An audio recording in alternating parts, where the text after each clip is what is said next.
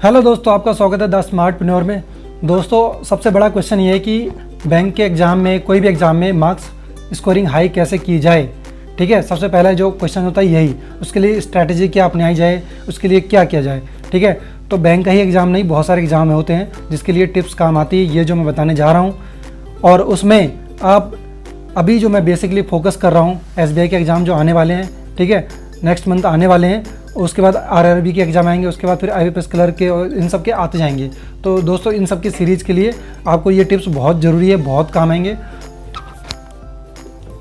तो पहला जो टिप्स है, पहले टिप्स है इंडिविजुअली सब्जेक्ट के लिए, मैथमेटिक्स के लिए, न्यूमेरिकल एबिलिटी के लिए। तो दोस्तों, इसमें करना क्या है, फर्स्ट आपको पता ही होगा वैसे क्यूब रूट्स और ये टेबल्स वगैरह याद करनी होती है, लेकिन दोस्तों हम इसको ध्यान नहीं देते हैं, उसको हम सोचते हैं कि ईजिली हो जाएगा। लेकिन करना क्या, आपको क्यूब रूट्स और स्क्वायर रूट्स और ये टेबल्स वगैरह, फार्मूलाज, जो भी फार्मूला वगैरह होते हैं, उनको बिल्कुल रट्टा नहीं मारना है, बिल्कुल A to Z टिप पे रखना है, क्योंकि आपका टाइम बहुत सेव हो जाता है दोस्तों। जैसे आप सोचेंगे थोड़ी देर कि हाँ इसमें ये टेबल या ये स्क्वायर रूट या ये कुछ भी फार्मूला लगेगा, उससे पहले अगर आपको याद होगा तो तुरंत आपका 4 से 5 सेकंड 10 सेकंड बच जाएगा। ठीक है, तो पहली टिप्स हो गई हमारी, बेसिक फार्मूलाज को छोड़ना नहीं है। दूसरी दोस्तों, हमें क्या है, एक क्वेश्चंस की सीरीज बनानी है कि हाँ कौन सा पार्ट इजी है, कौन सा टफ है। ठीक है, उसके हिसाब से हमें जो टाइम टफ के हिसाब से नहीं देखना, हमें देखना टाइम कंज्यूमिंग। हम कर ही तो लेंगे, प्रैक्टिस कर रहे हैं, मुझे पता है आप प्रैक्टिस कर रहे हो तो कर ही लोगे। तो आपको करना क्या है, आपको अर्थमेटिक बेसिस जो क्वेश्चंस है उनको पहले अटेम्प्ट करना है। जैसे क्वाड्रेटिक इक्वेशंस हो गए, सिंप्लीफिकेशन हो गया, अप्रोक्सीमेशंस हो गए, नंबर सीरीज हो गए, इनको उठाओ पहले। आप जब इनको उठाएंगे, आप इनको इजीली सॉल्व कर लेंगे, आपका टाइम बहुत सेव हो जाएगा, आपका कॉन्फिडेंस बिल्ड हो जाएगा। ठीक है, जैसे कॉन्फिडेंस बिल्ड हो गया, आपको फिर DI पे आना। जब DI पे आएंगे, क्योंकि DI कैलकुलेटिव होती है और DI ऑब्वियसली DI आज की डेट में सिंपल नहीं रह गई है, उसमें क्वाड्रेटिक इक्वेशंस और मतलब अर्थमेटिक बहुत ज़्यादा इन्वॉल्व होता है उसमें। तो जब आपको वहाँ से टाइम सेव हो जाएगा तो आप उसमें अच्छे से टाइम दे पाएंगे। और अगर मान लो आपने DI को पहले सॉल्व किया और आधी DI सॉल्व कर पाए आप और आधे में फंस गए, तो वो टाइम वेस्ट हो जाएगा। तो करना क्या है, अगर आप बहुत स्ट्रॉन्ग हैं DI वगैरह में, तो आपको सोचना क्या है, पहले देख लेना है कि हाँ मैं इसको कर सकता हूँ या कर सकती हूँ, तभी हाथ डालिए। अगर आप 200% श्योर हैं तो ही करिए। ठीक है, अदरवाइज आप पहले क्वाड्रेटिक इक्वेशंस को उठाइए, नंबर सीरीज को उठाइए, सिंप्लीफिकेशन और अप्रोक्सीमेशन को उठाइए। ठीक है, ये हो गई हमारी टिप नंबर 2। और टिप नंबर 3 में क्या होती है, आपको DI अगर अच्छी कमांड करनी है तो DI में कम से कम 5 सेट्स ऑफ DI डेली उठाने हैं, डेली करने हैं। हाई लेवल के 1 2 3 लेवल तक के करने हैं, मेंस के भी करने हैं, प्री के भी करने हैं। क्योंकि दोस्तों आगे मेंस के एग्ज़ाम के लिए टाइम नहीं बचेगा ज़्यादा। आपका एग्ज़ाम होते ही 1 हफ्ते में रिजल्ट आ जाएगा और रिजल्ट आते ही 1 हफ्ते में फिर मेंस का एग्ज़ाम हो जाएगा। तो दोस्तों ये अपॉर्चुनिटी छोड़नी नहीं है। ठीक है, तो डेली 5 सेट करने हैं, 5 सेट डेली करने हैं, लेवल 1 2 3 से लेके कोई से भी उठा लो, 5 कम से कम, उससे ज़्यादा जितनी आपकी श्रद्धा हो। ठीक है, और चौथी टिप तो मैं यही कहूँगा, प्रैक्टिस करो, जितने से ज़्यादा प्रैक्टिस कर सको, रजिस्टर भर सको, सोचो मत और एक्शन लो। टाइम वेस्ट मत करो, टाइम बहुत कीमती है दोस्तों। अगर आपने टाइम वेस्ट किया, आपकी 1 महीने में ज़िंदगी बदल जाएगी। अगर आपने टाइम वेस्ट किया तो ज़िंदगी फिर आपके सामने है, आपको पता ही है क्या हाल होने वाला है। ठीक है, तो छोड़ना नहीं है, बस चाहे कुछ भी हो जाए, छोड़ना नहीं है, डेली प्रैक्टिस करनी है। ठीक है, तो ये रही हमारी इंडिविजुअल न्यूमेरिकल एबिलिटी के लिए। अब हम देखते हैं आगे। अब आती बारी रीजनिंग की दोस्तों। ठीक है, रीजनिंग के लिए मेरा जो फंडा क्या है, मैंने खुद जो एक्सपीरियंस किया है, मैंने जो मतलब फील किया है, एग्ज़ाम में दिया है, रियल जो मेरा एक्सपीरियंस है वो मैं आपको बताता हूँ, वही शेयर करता हूँ। फर्स्ट है मोस्ट इंपॉर्टेंट। ठीक है, most important while practising and even during exam.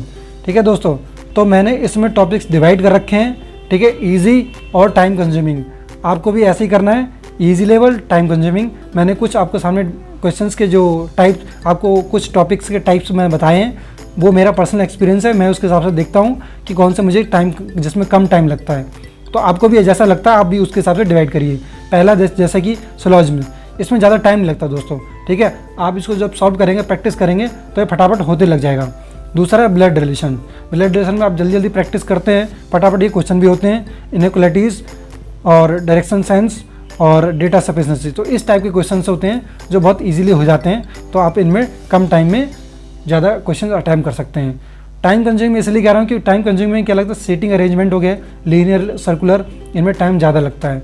Machine input output हो गया, पजल्स हो गया, ठीक है, उसमें पजल से भी बहुत टाइप के आते हैं, तो टफ हो जाते हैं। इसमें टफ क्या है कि टाइम ज़्यादा लगता है, टाइम ज़्यादा लगा, आपने आधे में आधा क्वेश्चन किया और आधे में आधा टाइम तो आपका पढ़ने में निकल गया, उसका आधा किया, उसके बाद आपका फिर टाइम वेस्ट हो जाता है, तो उसके बाद आप क्या है, डिमोरलाइज हो जाते हैं। तो डिमोरलाइज नहीं होना दोस्तों, ठीक है। तो इस हिसाब से स्ट्रेटजी बनाइए ना कि आपको टाइम डिवाइड कर लेना है, क्वेश्चन टाइप डिवाइड कर लेना है कि किस टाइप के क्वेश्चंस हमें पहले उठाने हैं, ठीक है। अब ऐसे करने से क्या होगा आपका, देखो दोस्तों, ठीक है, पहले तो आप जब इजी वाले क्वेश्चन सॉल्व करेंगे, ठीक, आपका टाइम बच जाएगा, टाइम बच गया आप तो वो टाइम आप आगे भी यूटिलाइज कर सकते हैं, ठीक है। और सबसे बड़ी बात, आपको कॉन्फिडेंस बिल्ड हो जाएगा कि हाँ अरे मैंने 25 क्वेश्चन में से 15 क्वेश्चन तो उठा डाले, 15 क्वेश्चन तो मैंने कर डाले, ठीक है, बचे 10, अब मैंने 25 क्वेश्चन में 15 क्वेश्चन कर डाले, ठीक, आपको 10 और उठाने, मुझे 25 नंबर का टारगेट लेकर अगर मैं चल रहा हूँ तो 15 मैंने कर लिए और 10 नंबर मुझे इसमें से मशीन इनपुट आउटपुट से निकालना है, सेटिंग अरेंजमेंट से या पजल से निकालना है, तो मैं इजीली निकाल सकता हूँ, ठीक है। तो पहले ऐसे क्वेश्चन उठाओ जो आपको लगे कि मैं बिल्कुल ऐसे कर सकता हूँ, ठीक है। तो बस ये फंडा, इसका पहला फंडा यही है। तो दूसरे में आते हैं दोस्तों। अब जैसे आपको पता ही है कि एसबीआई का काम क्या है, हर साल लेवल इंक्रीज करता है, चाहे डीआई हो, चाहे मतलब डीआई हो, रीजनिंग में तो पजल्स हो गई, मैथ में डीआई हो गई, ठीक है। तो हर साल तो लेवल अप करता है वो, तो आपको उसके लिए अपने आप को तैयार रखना है, ठीक है, अपने आप को तैयार करना पड़ेगा, उसके लिए प्रैक्टिस करनी पड़ेगी। तो आपको पजल्स की डेली प्रैक्टिस करनी है, सीटिंग अरेंजमेंट की प्रैक्टिस करनी है, हर साल वो अपडेट करता है, आपको भी अपडेट रखना है, आपको भी अपडेटेड डेटा के हिसाब से पढ़ना है, ठीक है। तो ये दूसरी टिप्स हो गई। और डेली इसके भी कम से कम 5 सेट आपको पजल्स करने ही करने, मशीन इनपुट आउटपुट करने ही करने हैं, छोड़ना नहीं है, ठीक है। अगर आपने छोड़ा तो ये आपको छोड़ देगी रीजनिंग, ठीक है दोस्तों। और उसके बाद सबसे गोल्डन रूल जो मैं बताऊंगा आपको, सबसे बड़ा जो रूल है कि do not miss the daily to do list which I told that in 20 days. दोस्तों जो मैं आपको 20 डेज़ की टू डू लिस्ट बता रहा हूँ, मैं आपको मतलब ये कह सकता हूँ कि 95% जो लोग होते हैं टू डू लिस्ट बनाते हैं अपनी और उसी को पूरा नहीं कर पाते हैं, उसी को कंप्लीट नहीं कर पाते हैं। आप टू डू लिस्ट ऐसी बनाइए जो आप जिसे कर सकें डेली, उसको काम जो डेली आपने काम अपने लिए डिसाइड किया वो करें। मैंने जो 20 डेज़ की टू डू लिस्ट बनाई थी उसको एटलीस्ट उसको ही पूरा कर लीजिए। मैंने ज़्यादा नहीं बनाई है, कम बनाई है। एटलीस्ट डेली 3-4 सब्जेक्ट तैयार तो होंगे कम से कम आपके, ठीक है दोस्तों। तो या तो वो कर लीजिए या अपनी जो टू डू लिस्ट बनाई है उसको कम से कम कंप्लीट करिए, छोड़िए मत, ठीक है। तो अब आते हैं हम तीसरे सब्जेक्ट में प्री के, वो है इंग्लिश। तो आइए दोस्तों अब बात करते हैं इंग्लिश की। इंग्लिश जो मोस्ट इंपॉर्टेंट टॉपिक है, इंग्लिश मोस्ट इंपॉर्टेंट सब्जेक्ट है, तीसरा है लेकिन बच नहीं सकते उससे। तो इसमें जो पहला जो टिप्स हमारी इंपॉर्टेंट है वो है thorough the basic fundamental of grammar, ठीक है। उनके रूल्स आपको रट्टा नहीं मारना, समझना है।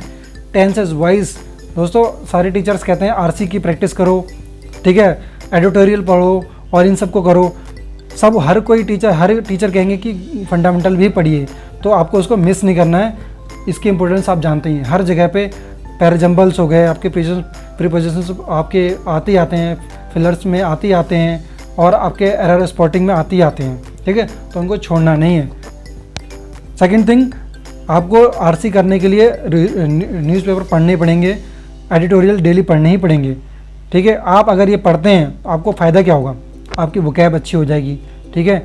आपके जो फ्रेजेस हैं वो स्ट्रॉन्ग हो जाएंगे, वन वर्ड आपको समझ में आ जाएंगे, हाँ वन वर्ड कहाँ पे यूज़ हो रहा है, कैसे यूज़ हो रहा है, प्रीपोजिशंस कैसे लग रही हैं, कोई प्रीपोजिशंस पहले लगती हैं, कोई प्रीपोजिशन बाद में लगती हैं, और कोई कंजक्शंस बीच में आ जाता है तो एक्सेप्शंस कौन से होते हैं। दोस्तों इसमें पढ़ना ही पढ़ना, छोड़ना नहीं है। और ख़ासतर अगर आप जब पढ़ते हैं ग्रामर तो उसके रूल्स जब पढ़ते हैं तो एक्सेप्शन जरूर पढ़िए, उनको छोड़िए मत, ठीक है। आप जब पढ़ेंगे जब आप न्यूज़पेपर की रीडिंग करेंगे, एडिटोरियल रीडिंग करेंगे, तो उसमें आपका क्या, आप पैराग्राफ पढ़ेंगे तो आप फास्टली उसको स्किम कर पाएंगे।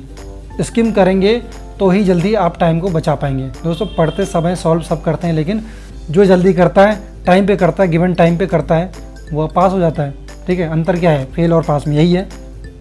इंटेलिजेंट जो फेल होते हैं वो भी होते हैं, इंटेलिजेंट जो पास होते हैं वो भी होते हैं। बस उनका मैनेजमेंट होता है टाइम का, आपको टाइम में करना है, ठीक है। तो स्कीमिंग करनी है बढ़िया से।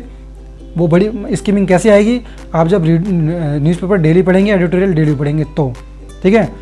अल्टीमेटली होता क्या है, आपकी जब आप रीडिंग पढ़ेंगे, न्यूज़पेपर पढ़ेंगे, ठीक है, तो आपके आरसी में स्पीड वैसे भी फास्ट हो जाएगी। आप जो भी सब्जेक्ट, जो भी आपके न्यू वर्ड्स आते हैं, ठीक है, पहला तो आपको न्यूज़पेपर पढ़ना ही पढ़ना है। दूसरा दोस्तों, जब न्यूज़पेपर पढ़ते हैं तो आपको नया वर्ड मिलता है, आपको डिफिकल्ट लगता है, आपको समझ नहीं आता है, उनको लिखिए मत, ठीक है। टीचर बोलते हैं लिखिए मत, टाइम वेस्ट मत करिए, आप उसको पढ़िए और उसको डिक्शनरी में देखिए, गूगल में देखिए उसका मतलब, और उसको, ठीक है, मेरा जो खुद का मन है उसको लिखना नहीं है, आप उसको पढ़िए और उसको यूज़ करिए सेंटेंस में।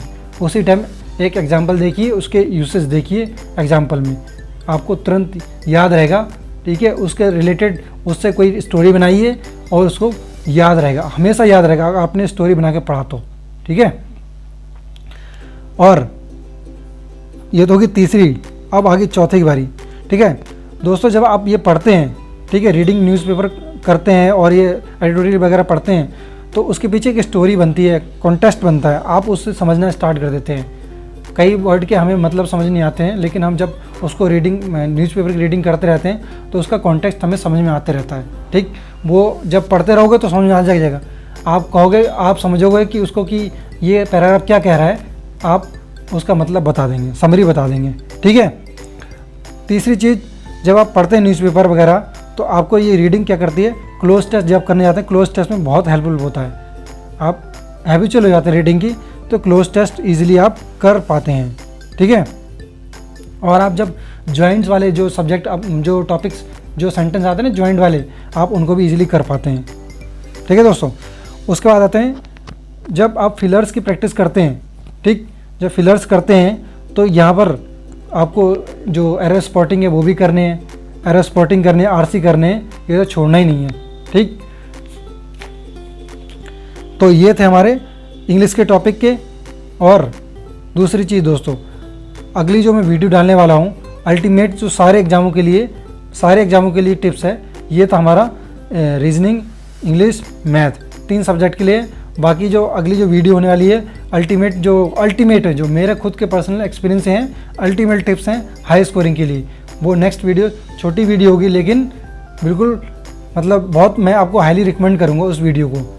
इस वीडियो को तो मैं करूँगा सब्जेक्ट वाइज है, लेकिन अगली वीडियो हाईली रिकमेंडेड करूँगा, मेरा पर्सनल एडवाइस होगा आपके लिए दोस्तों, ठीक है। छोड़ना नहीं है, ये तो देखिए सब्जेक्ट वाइज एक अल्टीमेट सारे एग्ज़ाम के लिए वो टिप्स होगी, सारे एग्जाम में हाई स्कोर कैसे ला सकते हैं, ठीक है दोस्तों। तो अब मैं इस वीडियो को यहीं वाइंड करता हूँ। आपको सही लगे तो सब्सक्राइब कर देना और दोस्तों को